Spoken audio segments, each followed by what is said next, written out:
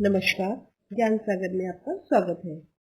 आज हम कक्षा 10 से हिंदी पाठ्य पुस्तक स्पर्श से कवि वॉरेन डगवाल की कविता तोप को पढ़ेंगे।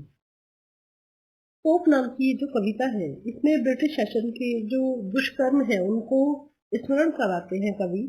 वो बताते हैं किस तरह से ईस्ट इंडिया कंपनी जो व्यापार करने के लिए आई थी और भारतीयों का मित्र बन के रही, फिर देश को आजाद करने के लिए हमारे भारत के वीर पुत्रों ने किस तरह से कंपनी सरकार की तोपों का सामना किया। तोप शब्द की याद आते ही कंपनी सरकार के अत्याचार की याद आ जाती है। इस तोप का सामना करने के लिए भारत के सपूतों ने अपना बलिदान किया। यह अत्याचार का प्रतीक है इनकी यह तोप। कंपनी बाग के मुहाने पर धर रखी गई है यह 1857 की तोप। इसकी होती है बड़ी संभाल, विस्तार से मिली कंपनी बाग की तरह। साल में चमकाई जाती है 2 बार। सुबह शाम कंपनी बाग में आते हैं बहुत से सैलानी। उन्हें बताती है यह तोप कि मैं बड़ी जबर उड़ा दिए गए थे, मैंने अच्छे अच्छे सुरमाओं के धज्जे अपनी जमीन में। तो कवि कहते हैं कि कंपनी बाग के द्वार पर 1857 की अंग्रेजों की तोप रखी हुई है। इसको देखकर कवि को उस जमाने की याद आती है जब यह तोप काम किया करती थी। एक जमाना था जब तोप भारत के सपूतों पर प्रयोग की गई थी। अब ये यहाँ रखी है कंपनी बाग में।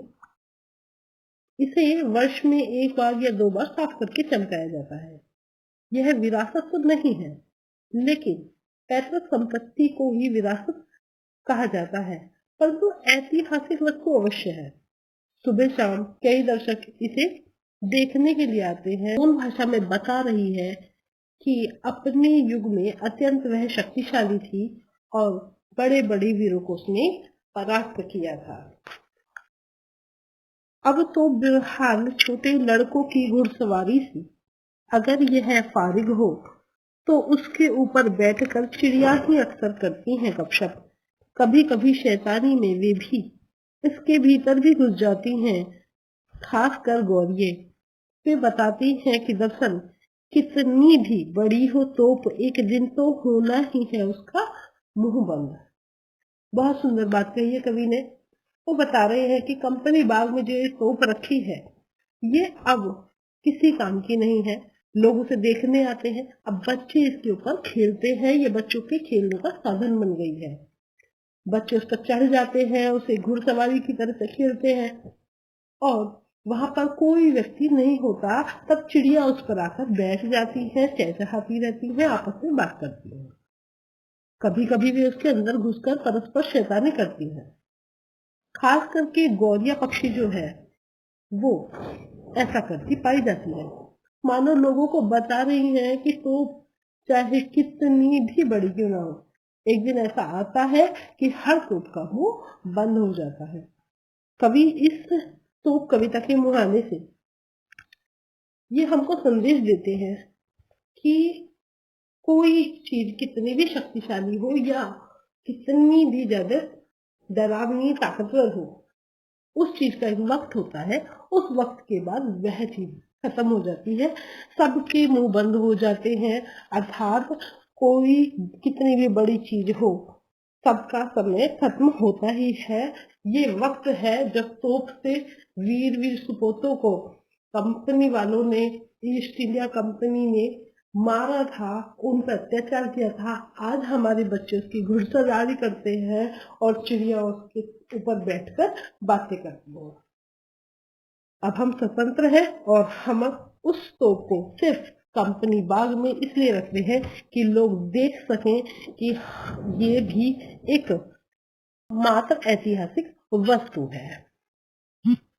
चलिए पाठ की प्रश्न उत्तर भी कर लेते हैं। पहला प्रश्न, विरासत में मिली चीजों को बड़ी संभाल क्यों होती है?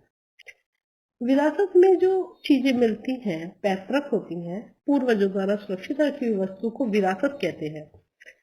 तो अब भावी पीढ़ी को भी विरासत के रूप में वो प्राप्त होती हैं, ताकि आगे वाली पीढ़ी को भी वो उसे स्थानांतरित कर सकें, हस्तांतरित कर सकें और बता सकें कि हमारी पूर्वजों के द्वारा बनाई हुई चीजें ऐसी थी। और उन्हें सुरक्षित रखने का मानव का भी एक कर्तव्य होता है, ताकि वह उस इतिहास को संभाल सके जिससे उनकी महानता स्मृत होती है, और उसे नष्ट होने से बचाएंगे तो अगली पीढ़ी भी उसको देखकर अपने इतिहास को समझ पाएगी। अगला प्रश्न, इस कविता से आपको तोप के विषय में क्या जानकारी मिलती है? हमें तोप के दो रूप ज्ञात होते हैं। पहली स्थिति ये कि जब वो काम करने की हालत में थी, तब चलती थी तो बड़े बड़े वीरों की धज्जियां उड़ जाती थी।